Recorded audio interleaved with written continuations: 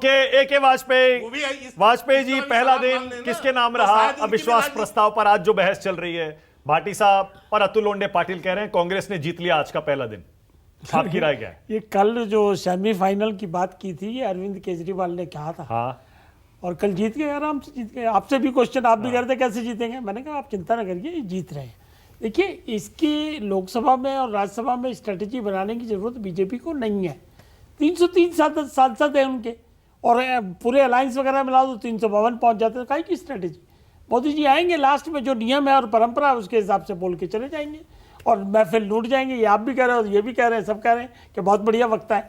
सवाल ये नहीं है, सवाल ये है कि स्ट्रेटजी मोदी जी ने बनानी शुरू कर दी है चुनाव जीतने की, और उसको भी 1 साल हो गया उस स्ट्रेटजी को, उसके तहत काम कर रहे हैं। और हिदायत दे दी सबको कि भैया काम गिनाओ, सिर्फ काम गिनाइए। जो पीएम ने बोला है जरा वो ऊपर चलाइए, वो भी दिखाइए। प्रधानमंत्री ने जो बोला है, प्रधानमंत्री यही बोल रहे हैं कि काम दिखाइए, और ये भी बोल दिया कि भ्रष्टाचार पे कोई समझौता नहीं होगा। मतलब बड़ा क्लियर है उनका मामला। वो कह रहे हैं विपक्ष का सेमीफाइनल का मन था, कल हो गया, सबने देख लिया। और ये तो ऑलरेडी उनको अवार्ड मिला हुआ है, संख्या के हिसाब से तो अवार्ड मिला ही हुआ है ना उनको, वो तो जीते हुए हैं। इसमें हार जीत का कहां से चला है? देखिए, हुआ क्या है कि ये कांग्रेस और विरोधी पक्ष के जितने नेता है, इनके सेल्फ गोल कर लिया इन्होंने एक तरीके से।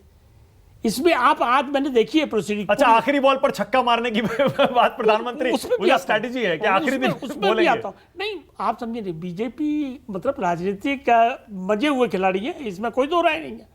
उन्होंने नेट फेंका, उस नेट में ये सारे के सारे आ गए। लास्ट में जब प्रधानमंत्री बोलेंगे, जिसकी कोई समय सीमा नहीं है, तो अपने सरकार के 9 साल के जो क्रियाकलाप है, जो उन्होंने डेवलपमेंट किया है, एक एक गिनाएंगे। और उसी दिन राहुल उतर गए, तो उसी दिन राहुल उतर गए बोलने, तो आज नहीं आए। राहुल तो बहुत बार बोले, क्या बोला आज इनके जो प्रवक्ता जितने सांसद बोले हैं, माफ करना, कहीं कोई डाटा नहीं, कहीं कोई चीज नहीं, बिल्कुल नहीं। कभी दाएं चले जाए, कभी बाएं चले जाए, कभी कहीं चले जाए। मणिपुर पे क्या कर पाए हैं? मणिपुर पे ये लोग विजिट करके भी आए हैं, उसके बाद आके प्रेस कॉन्फ्रेंस करके किसी ने कोई हालात बताए आपको? किसी ने कोई इंसिडेंट पॉइंट आउट किया?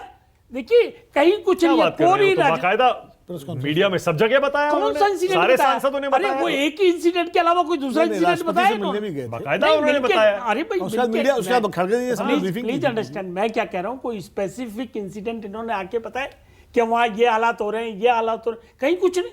आज एक सज्जन पार्लियामेंट में जरूर बोले थे थोड़ी देर, बल्कि वो बोली बहुत बढ़िया, एनसीपी की वो लेडी जो, हाँ, वो विद डाटाज बोला उन्होंने, और उसका जवाब भी डाटाज के साथ किरण रिजिजू ने दिया है। मतलब आप मान रहे हैं ना कि संसद में अब ये जो दूसरा सेमीफाइनल चल रहा है, ये मजेदार होगा? नहीं, हम तो ये मान रहे हैं, इसमें इनको दिक्कत क्या है? यानी कि वोटिंग डिसाइड नहीं करेगी वाजपेयी जी कौन जीता। हम ये कह रहे हैं जीतने का सवाल ही नहीं है, वो तो सबको मालूम है कि रिजल्ट नहीं, मैं वही कह रहा हूं, वोटिंग से डिसाइड विनर नहीं होगा।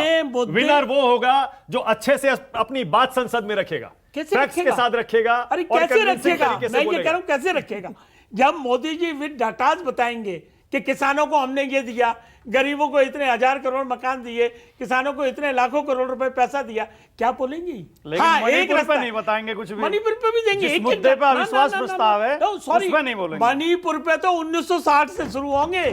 प्लीज अंडरस्टैंड कि कितनी बार राष्ट्रपति शासन लगा है, और कांग्रेस ने कितने अकॉर्ड किए, किस किस से किए, क्यों किए, और कितने दिन मणिपुर चलता रहा, वो एक एक चीज खोल के बताएंगे, और तब आपके पास जवाब नहीं होगा, क्योंकि मौका ही नहीं होगा। अच्छा, आप तो बोल चुके हो। इसका मतलब ये है जी, वाजपेयी जी की बात सुन के मुझे लगता है कि अपोजिशन को कभी अविश्वास प्रस्ताव लाना नहीं चाहिए, क्योंकि उसको मालूम है हार होनी है। प्रधानमंत्री बहुत अच्छा बोलते हैं, ये प्रधानमंत्री या कोई भी प्रधानमंत्री आखिर में बोलते हैं, तो सारी जो भाषा तो अपोजिशन लाए ही नहीं। अरे भाई, ये तो लोकतांत्रिक संसदीय परंपरा है। बढ़िया, बहुत बढ़िया।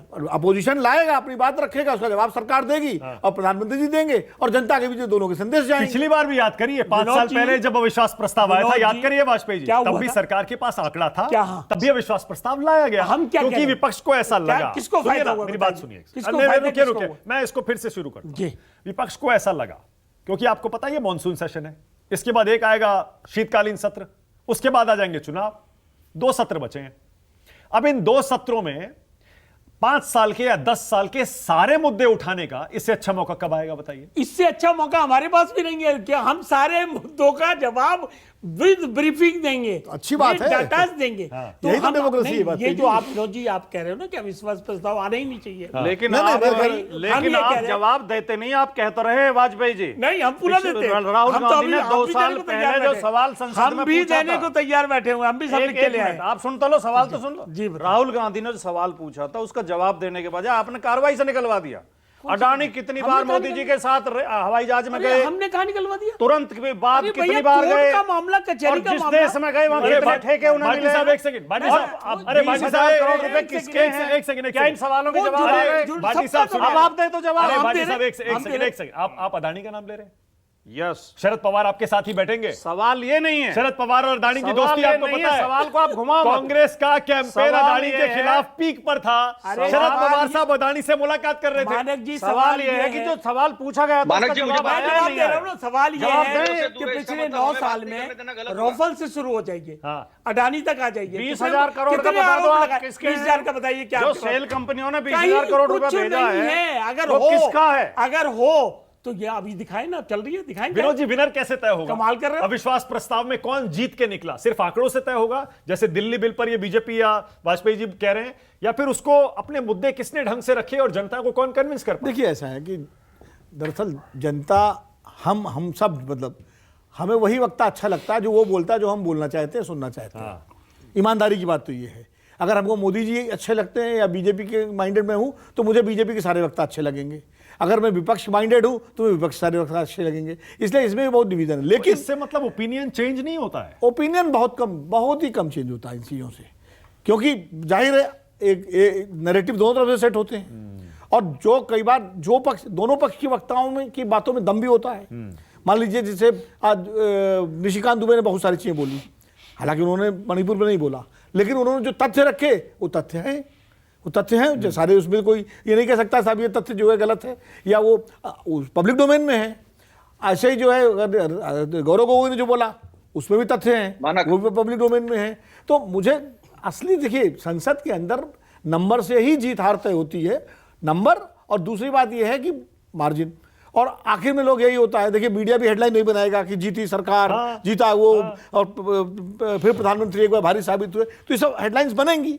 तो लेकिन जब तक चुनाव आएंगे तब तक अविश्वास प्रस्ताव बहुत पीछे छूट चुका होगा और बहुत सारी नए मुद्दे तब तक सामने आ जाएंगे। ठीक है, ओके। अतुल लोंडे पाटिल एक कमेंट, उसके बाद के शर्मा। अतुल लोंडे पाटिल 5 लोग गायब रहे, जिनमें से हरिवंश चलिए हमने मान लिया, जेडीएस हमने मान लिया, जयंत चौधरी और कपिल सिब्बल तक नहीं आए। अतुल लोंडे पाटिल, के शर्मा और वाजपेयी जी कह रहे हैं भी तो देखते जाइए और कितने लोग पाला बदलेंगे।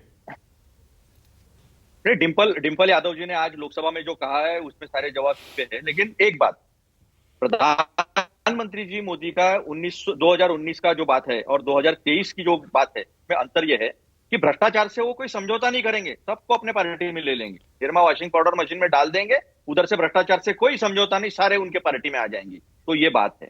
अभी के शर्मा जी कह रहे थे कि वो सांसद है, उनके बारे में आपको ऐसा नहीं कहना चाहिए। तो जहां बीजेपी की बात आती है सम्मान वहीं पर है। फिर इधर मनमोहन सिंह साहब जैसा 10 साल का प्रधानमंत्री है, उसको कितना अपमानित किया वो चलेगा। सोनिया जी और राहुल जी के बारे में तो जहर इतना, जितना नागों में और सांपों में जहर नहीं होगा देश के, उतना जहर बीजेपी के सब लोगों के मुंह में है, ये परिवार के लिए। तीसरी बात किरण रिजिजू जी की बात कर रहे थे। ये किरण रिजिजू जी को जो झूठ इतिहास बता रहे थे, उन्होंने कहा मैं नहीं कहूंगा, फारूक अब्दुल्ला जी खड़े हो गए और गुलमर्ग का सारा इतिहास, सारे खेलों का इतिहास सारा बता दिया।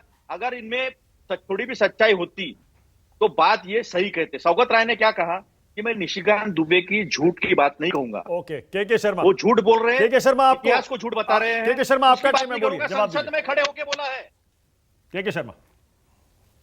तो टमाटर के भाव का क्या करेंगे? मुझे 400-200 रुपए का सिलेंडर देने वाले थे, वो 1200 रुपए का होगा, उसका क्या करेंगे? 2 करोड़ रोजगार देने वाले थे, उसका क्या हुआ? ओके, के शर्मा का टाइम है। अतुल भाई रुक जाइए, के शर्मा बोलिए। देखिए मणिपुर के इतिहास से कौन परिचित नहीं है मानक जी।